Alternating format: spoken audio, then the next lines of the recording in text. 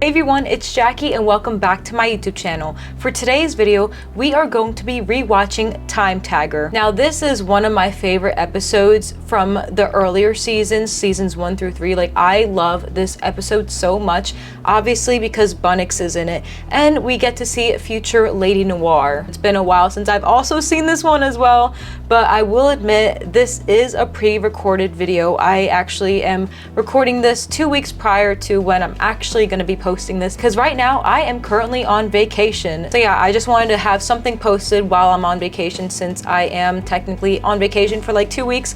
So if you're interested in seeing vacation pictures, definitely go follow my personal Instagram account. I'm really hoping that I don't miss anything, such as a new trailer or something just in general with Miraculous, because I know the new episode is getting ready to air soon. So I'm sorry if I'm a little behind with updates. Obviously I'm away, so. But anyways, guys, I'm so excited to rewatch this episode, so let's get into it.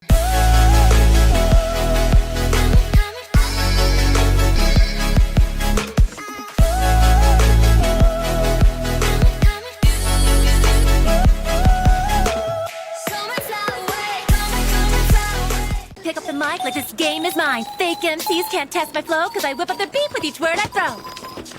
Wait a minute, why did I not realize that Alia has a good rap game? Alia can rap. Okay, I didn't even like think about that. I haven't seen this one in such a while, but it's been a while since I've, you know, heard Alia rap like this. I don't think I've ever heard her rap like that, but okay, I see her. She's got game. I'm not a baby anymore.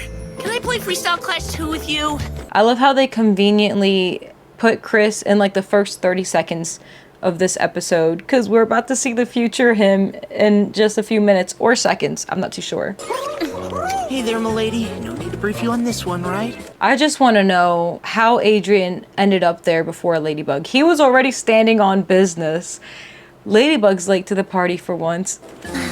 Nope, let's just end this fast like the last 23 other times. So by this time already, he was akumatized 23 times. So that means the next season, he was akumatized way more. That's actually insane. Wow, because he was akumatized at least 72 times because of Mr. Pigeon 72. Wow. They're already sick of him with 23 times. Imagine when they get to 72. Oh, I feel so bad for them. Akumatized him 24 times and not once has he come close to succeeding. I just don't understand why Hawkmoth even bothers with him. It's been 23 times. Does Gabriel not get that, okay, this isn't the person, this person is not worth akumatizing? And especially since Ladybug and Cat Noir, it's so easy to defeat him by now. Like, why are you wasting your time, Gabriel? I just kind of realized that. Like, why is Gabriel wasting his time 23 times on this guy if it hasn't worked out 5 other times, you know? So that's also on Gabriel too, because it's just like, you're really pathetic and desperate trying to akumatize him more, and you're just wasting your time with this guy because they already know how to defeat him and it's not going to go your way.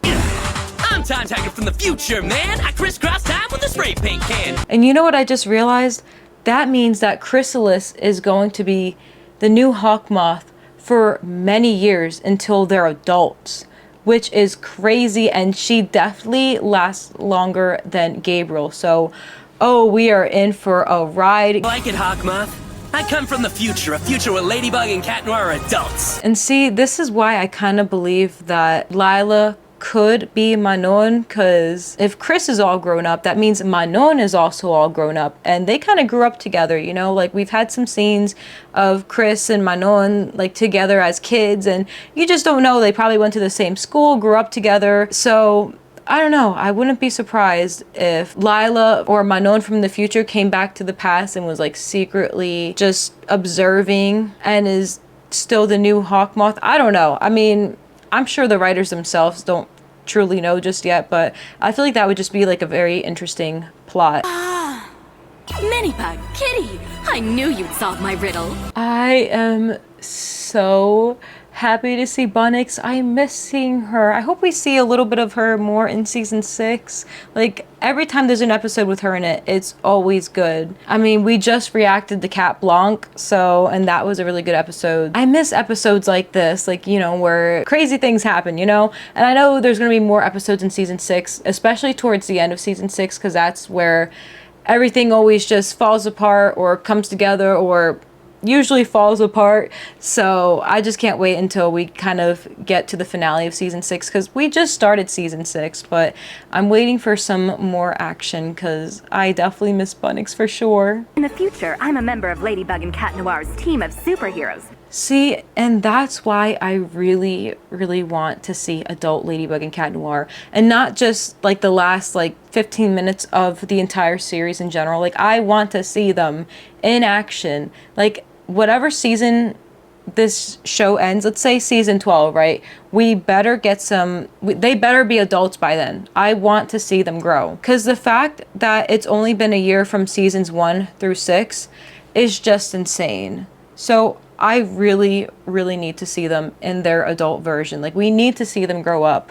I mean, this show has been around for 10 years, and a lot of people who grew up watching this show is all grown up now. So we want to like see that change as well, you know? You get it now? You're me, and I'm you. Well, more precisely, I'm you when you grow up. I'm telling you, this is seriously like, I think my favorite episode from seasons 1 through 3. Like, out of both of those or all of those seasons, this one is my favorite because we get to see future Ladybug and Cat Noir. This episode definitely showed the potential that Miraculous has, and I've been hooked on ever since. And even though I'm kind of concerned where Miraculous is going currently, I hope that more things happen along the next few seasons. So I'm still holding out on hope, but obviously not for the reveal, but just, I don't know, I really do want to see Ladybug and Cat Noir all grown up. Like, if they give us that, and not just like the last 15 minutes, like I said, of the entire series just in general, like, I want to see them grow up. I really want to see that. I don't want to see them be 15 for like another 3 years. I want them to grow up as the audience grows up. The fact that it's been 10 years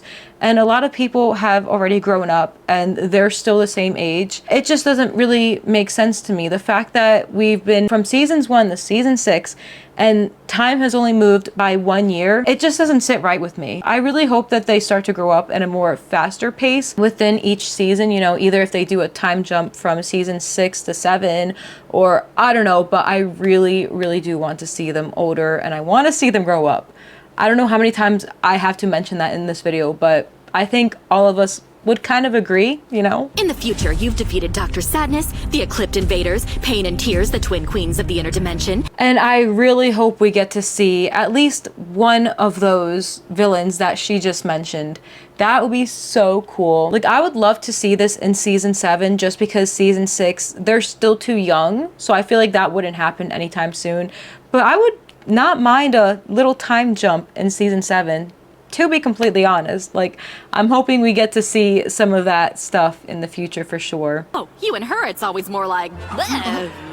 See, and that's what has me worried for the end of season 6, because Marinette and Adrienne are dating right now, and I really hope that they don't break up. And if they do, it's just for like an episode or 2, but I don't like how Bunnix was like, you guys are all over the place, because that's not a good sign. And I really do hope that their future selves know their identities, because if they're like in their 20s and they still don't know, that's gonna be very concerning, and I'm actually gonna be really upset if that's the case. So let's hope not. Stay where you are. I'll deal with him and take him back to the future you. I just wonder how old Nino's brother is in this episode. Like, is he 17, 18, you know, 19, 20, like around that age, or what? Because he looks a lot older, and he's definitely not 15 or 16, because if that's how Ladybug and Cat Noir look like when they're 14, 15, he definitely looks way older. So he's definitely not around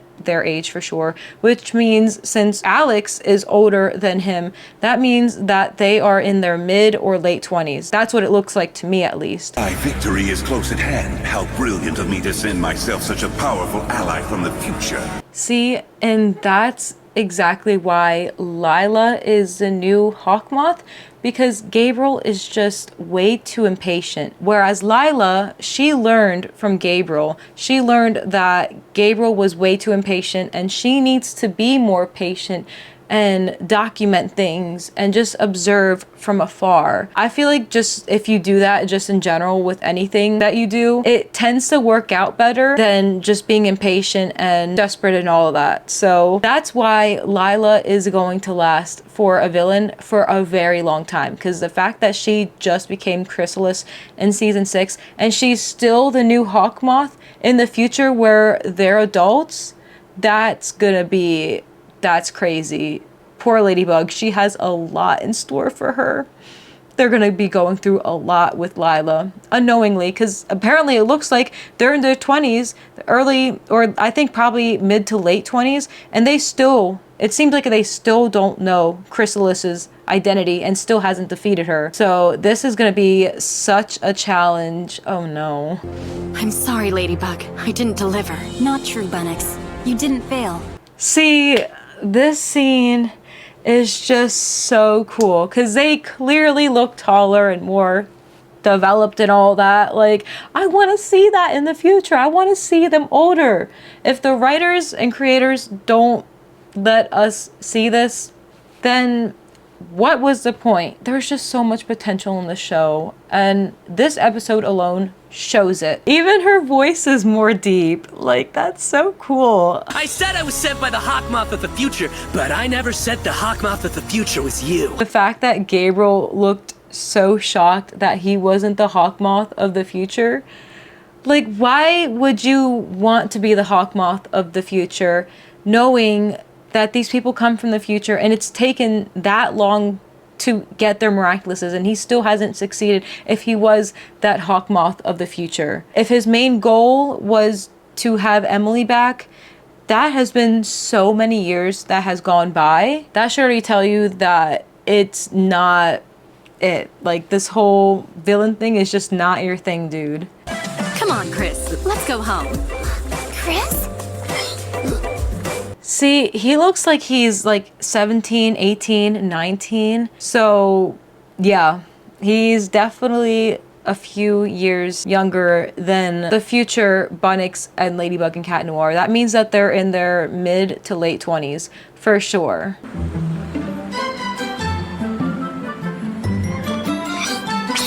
Alex looks so short in that clip right there. And they're the same age as Ladybug and Cat Noir, so it's just so funny how short she looks right now, and then seeing her in the future, she's so tall. Dark wings fall.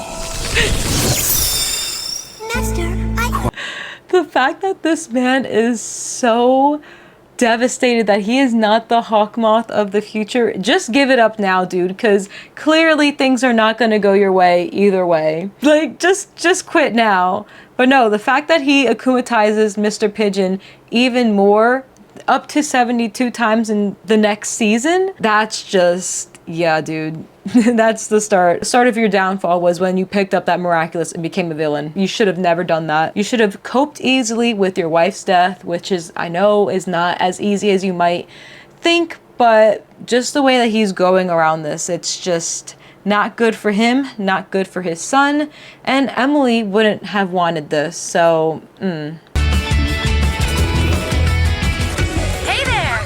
Not them showing Mr. Pigeon being akumatized again. That's insane. The fact that after he learned that he's not the Hawkmoth of the future, and he still akumatizes the same person that hasn't, like, succeeded in anything with obtaining Ladybug and Cat Noir's Miraculous, dude. You've got to stop. That's just, Gabriel, you're not good at this villain stuff. You really aren't. of course, for real. I never lied.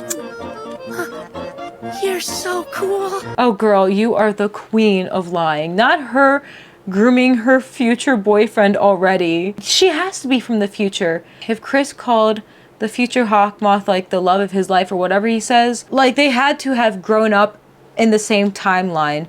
Who else grew up in the same timeline as him? Manon. I'm just saying, Lila is definitely from the future. And the fact that we see him in season 6 too, yeah, that ain't That ain't a coincidence. Yeah, this episode is definitely my favorites, as I've mentioned already in this video. But yeah, I really like that episode, and I don't think I'll ever get tired of watching Timetagger just because we get to see a glimpse of Ladybug and Cat Noir in the future. I just think that is so cool. And hopefully they do show future Ladybug and Cat Noir towards like the end of the series, you know, but not like too close to the end, you know, not the last 15 minutes of the very last episode of Miraculous ever, you know, like that would be kind of sad. I would not really like that. Yeah, I'm more convinced than ever, and this just solidifies that Lila is definitely from the future. Like, that version of Lila is from the future. I think she just traveled back in the past and started living in this past to get ahead of herself from the future, I guess. So yeah, it's just really interesting to see how things have played out so far, because a lot of people were right in predicting Lila to be the future Hawkmoth back then, because when he said she in that one line, it was pretty obvious. So I just can't wait to see where the rest of this series takes us, because now that Lila actually is Chrysalis, a lot of things are gonna happen. So I can't wait to see what is gonna happen and what's her background, and I can't wait to finally get some confirmation of her background just in general. And that one scene at the end of season 5 with the blue lighting, like, we still haven't gotten that explanation, but we're supposed to towards the end of the season, or in a special. I think it was towards the end of the season. So I can't wait to see that too, because we don't have any answers for this girl yet. So I'm still over here wondering. Anyways, that's it for today's video. Thank you so much for watching this. And if you're new here, please like, comment, and subscribe. I post all Miraculous related content, and I have memberships for this channel. I hope you all have a miraculous day, and I will see you on the next video.